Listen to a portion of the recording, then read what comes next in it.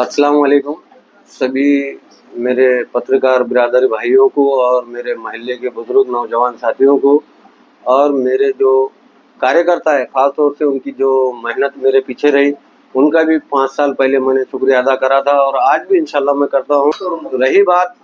रही बात हमारे इलेक्शन को लेके अल्हम्दुलिल्लाह अल्लाह का शुक्र है कि हम लोगों को कम वोट मिले 1865। वो हमारी मेहनत के वोट थे और सच्चे लगन वाले लोगों के वोट थे। इंशाअल्लाह इस साल हम नगर पालिका में नजर आएंगे। रही बात ये लोगों ने जो गए 5 साल पहले वादे किए थे उसमें से एक भी कंप्लीट नहीं किए। 5 साल में एक भी रोड एक भी नाली का विकास नहीं हुआ और ना ही जो मूलभूत सेवाएं मिलती है, कभी एमएससीबी का मसला तो कभी तुम्हारे नाली का मसला, कभी ड्रेनेज का मसला तो कभी रोड का मसला, आए दिन ये मसले चलते आए।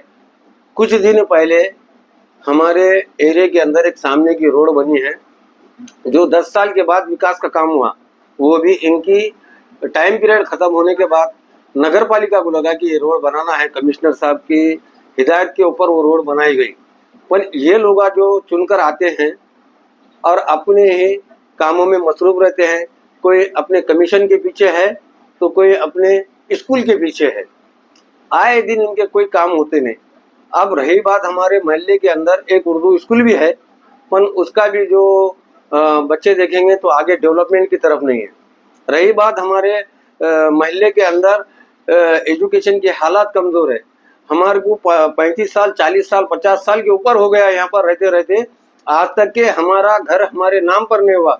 कई बार हमने एप्लीकेशन लगाए, यहाँ तक के शंकर राव चौहान फर्स्ट टाइम गृह मंत्री बने थे, उसके पहले से हमारा उनके ऊपर तकाजा है कि भाई हमारा ये जगह का मसला हल कर दो, पर आज तक उन्होंने कभी ये मसले को हल नहीं किया, खाली हमारे को चॉकलेट देते गए।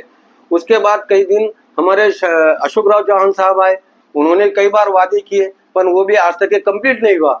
खाली बोलते हैं कि अब हमारी सरकार नहीं है। भैया आप सरकार में तुम गए हैं, अभी तो कर दो। आप पहले कांग्रेस में थे, आज तुम बीजेपी में चले गए, तो आज तो कर दो। तो हमको लगेगा कि भाई तुम हमारे लिए कुछ हमदर्दी लगते। इनको कोई हमदर्दी से मतलब नहीं है। जो काम करने का है वो काम कभी इन्होंने खड़गपुरे का हो, दूल्हे शाह रहमान नगर का हो, गंगा चाल का हो, पत्थर चाल का हो, इन्होंने कभी विकास नहीं करे। आज पत्थर चाल में भी हमारे दलित भाई रहते, उनके भी कंजेस्टेड घर हैं, ना ही उनके ऊपर छत डालने की परमिशन नहीं है। हमारे एनटीसी मिल की पुलिस आ जाती है, कहीं वो इनसे नहीं हुआ तो उन्हें वज्रवाद पुलिस स्टेशन की मदद लेते हैं और घरा गिराने का काम करते हैं। ये सरासर गलत है। हाँ, अगर विकास हमारे महल्ले के अंदर हुआ तो जुए का हुआ, विकास हुआ हमारे महल्ले के अंदर तो दादागिरी का हुआ, विकास हुआ हमारे अंदर तो बेरोजगारी का हुआ। इन्होंने कोई विकास आज तक कोई काम नहीं किए। रही बात हमारे कने जो मसला चल रहा है कि भाई जगह दो, आज तक के ना गंगा चाल को नजर पलटा के देखे, ना देगांव चाल को देखे, ना खड़गपुरे को देखे।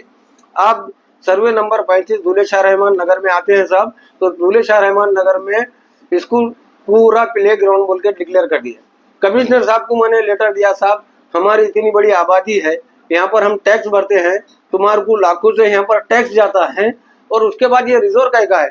आप जब रिजर्व है तो आप टैक्स नहीं लेना चाहिए। हमारे से टैक्स भी वसूल किया जाता है, नल टैक्स लेते हैं, जगह का टैक्स लेते हैं, कर पोती हमारे से वसूल की जाती है, पर हमारे को गुंटेवारी में नाम डालने के लिए इजाजत नहीं है। ये कहाँ का इंसाफ हो गया सर? एक शहरी उस घर के अंदर रहता है और उसको सुकून से नींद नहीं है, तो ये कहे का विकास है? तुमने तो अपने गद्दों पे जाकर सो जाना है आराम से, आपके काम पूरे कंप्लीट हो गए वाले हैं, आपकी बच्ची भी आमदार बनने वाली है, पर हमारे तरफ विकास का कोई इरादा नहीं है। आप चलते हैं हमारे रनिंग कांग्रेस के अंदर ये 4 नगर सेवक कांग्रेस के चुन के आए थे, महापौर बनाए, सब बनाए, पर इन्होंने इधर पलट के नहीं देखे। इवन रमेश गोडबोले हो, विलास धबाले हो, फहीम भाई हो या हमारे मजहर भाई हो, इन्होंने कभी भी इधर विकास का काम नहीं किया। अब तुम चलते हैं तो गुंटेवारी करके दो, तो ये नगर सेवक बोलते हैं भाई वो रिजर्व है ना। अरे तेरे को ये नहीं मालूम क्या? रिजर्व तो हटाओ ना भाई, अगर ये नहीं होता तो कानूनी तरीके से हटाओ। हमारी कोई मदद नहीं करता। आप चलते हैं एमएससीबी का एक लाइन है 11 केवी की, अब ये 11 केवी की लाइन पंप हाउस से लेके यहाँ पर आए थे कि भाई ओवरलोड हो रहा, ओवरलोड हो रहा। भाई ओवरलोड हो रहा तो आपका एप्लीकेशन आती है, आपको मीटर दो बोल के आप मीटर इश्यू करते। तो उस टाइम में आपने पहले ओवरलोड का मसला हल करना था कि इसको मीटर देना जरूरी था। जब मीटर देंगे तो ओवरलोड होने वाला है सर, और जब आबादी बढ़ेंगी तो जाहिर सी बात है मीटर भी बढ़ेंगे। तो इसके लिए 11 केवी की लाइन करे, पहले 84 करोड़ की लाइन अंडरग्राउंड मेरे घर के सामने से गई थी। वो लाइन को मैंने, भाई चलो अंडरग्राउंड है, सबके लिए फायदेमंद है बोल के हमने गच्चू बर्दाश्त कर लिए। वो 84 करोड़ का नुकसान शारदा कंस्ट्रक्शन ने करी थी। शारदा कंस्ट्रक्शन ने कुछ रोड के वजह से थोड़ा सा तोड़ दी थी, वो तोड़ दी थी, ढुला लेना था और वही चालू करना था। नहीं, उसके अलावा एमएससीबी ने 144 करोड़ का यहाँ पर बजट मंजूर करे, जबकि 144 लगते थे। मैंने एप्लीकेशन दे रहा, कोर्ट में डाला, सब जगह डाला, कोई एक्शन लेने को तैयार नहीं। एसपी साहब को कंप्लेन करा, कलेक्टर साहब को निवेदन दिया, हर एक आदमी को निवेदन देने के बाद आज भी काम जैसा कि वैसा है। वो 144 करोड़ का हिसाब एमएससीबी देना चाहिए। भाई कोई अगर 10 रुपए का या 1000 रुपए का मीटर का बाकी रहा तो आप वायर काटने को आ जाते, तो 144 करोड़ के ऊपर कौन जिम्मेदार है? शासन का पैसा दुरुपयोग कर दिया गया है।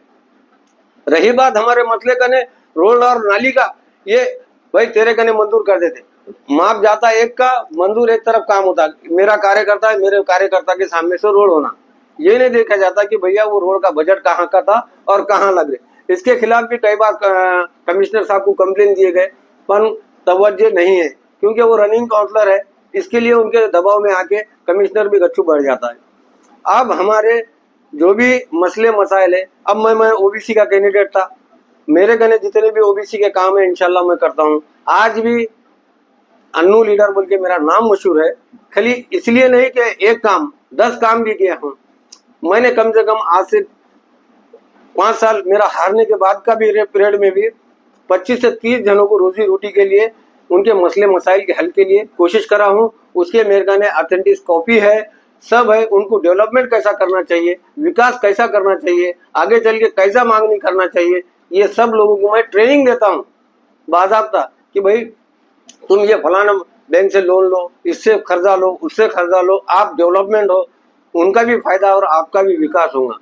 यही मेरे 2 अल्फाज थे, और शुक्रिया अदा करता हूँ मराठवाड़े प्रेस रिपोर्टर का, जिसने मेरे को इतना बोलने का मौका दिया। शुक्रिया, खुदा हाफिज।